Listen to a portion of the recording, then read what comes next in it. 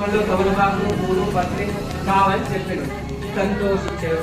ఈ యొక్క వ్రతం ఎవరెవరు చేసినా అని ప్రశ్నించారు. ఒక బ్రాహ్మణుడు, కట్టెలు కొట్టినవాడు, వ్యాపారస్తుడు యొక్క వ్రతాన్ని చేసినా అని చెప్పగా ఆ యొక్క గొల్లపిల్ల సంతోషించాడు.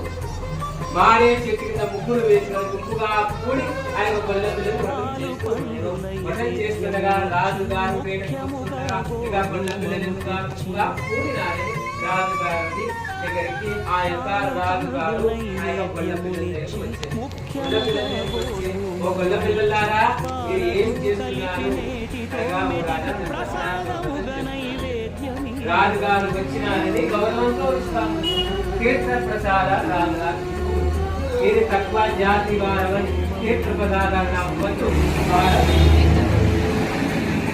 వేసి ఉండగా రత్నాస్వామి కోపం కలిగింది. ఆ యొక్క రాజుగారికి తన రాజ్యాన్ని చెప్తుండగా ఒక రాజభటుడు వచ్చి ఒక రాజా